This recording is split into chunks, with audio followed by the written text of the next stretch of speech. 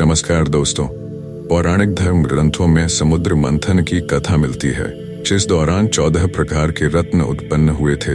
इस मंथन में अमृत भी उत्पन्न हुआ था, जिसे लेकर देवता और दानवों में महासंग्राम छिड़ गया था, जिसे देवासुर संग्राम के तौर पर जाना जाता है। आइए जानते हैं कि समुद्र मंथन के दौरान कौन से रत्न उत्पन्न हुए थे और उन्हें किस प्रकार बांटा गया था।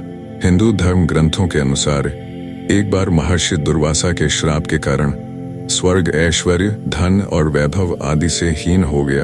तब सभी देवता भगवान विष्णु के पास गए। भगवान विष्णु ने उन्हें असुरों के साथ मिलकर समुद्र मंथन करने का उपाय बताया। उन्होंने कहा कि समुद्र मंथन से अमृत निकलेगा, जिसे ग्रहण कर आप लोग अमर हो जाओगे। ये बात जब देवताओं ने असुरों के राजा बलि को बताई तो वे भी समुद्र मंथन के लिए तैयार हो गए और वासुकी नाग की नेति बनाई गई और मंदराचल पर्वत की सहायता से समुद्र मंथन किया गया। समुद्र मंथन के दौरान सर्वप्रथम कालकूट विष निकला था, जिसके ताप से समस्त सृष्टि में हाहाकार मच गया। तब इसे भगवान शिव ने ग्रहण कर लिया। इस विष के कारण महादेव का कंठ नीला पड़ गया, जिस कारण उन्हें नीलकंठ नाम मिला। उसके बाद समुद्र मंथन के दौरान दूसरे नंबर पर एक दिव्य गाय उत्पन्न हुई, जिसे कामधेनु के नाम से जाना जाता है।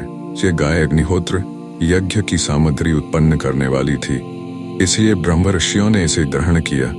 फिर समुद्र मंथन के दौरान उत्पन्न हुए इस सफेद रंग के अश्व को घोड़ों का राजा कहा जाता है। इसे असुरों के राजा बलि ने अपने पास रख लिया। समुद्र मंथन में चौथा ऐरावत निकाला। यह एक सफेद रंग हाथी था, जिसके 4 दांत थे। इस हाथी की चमक कैलाश पर्वत से भी अधिक थी। इसे देवराज इंद्र ने अपना वाहन बनाया। समुद्र मंथन में 5वें क्रम पर कौस्तुभ मणि उत्पन्न हुई, जिसे भगवान विष्णु ने अपने हृदय पर धारण कर लिया। छठे में कल्प वृक्ष निकाला।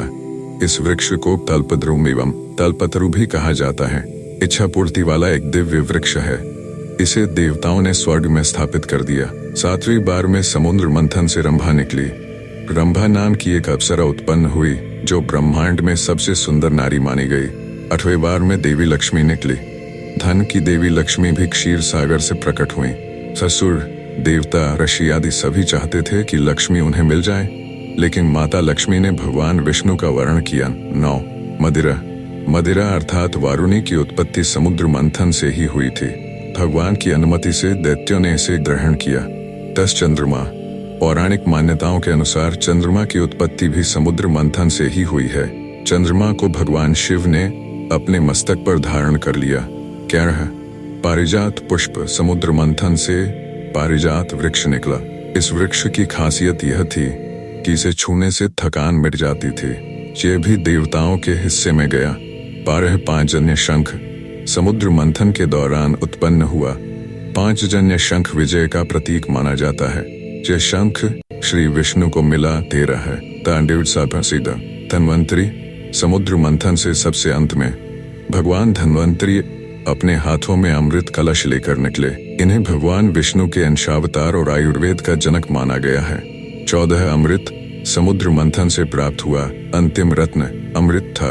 इसके निकलते ही देव दानवों में इसे ग्रहण करने के लिए झगड़ा होने लगा। अंत में भगवान विष्णु ने देवताओं को अमृत पिलाकर अमर कर दिया। इसी तरह के वीडियो देखने के लिए इस चैनल को सब्सक्राइब करें।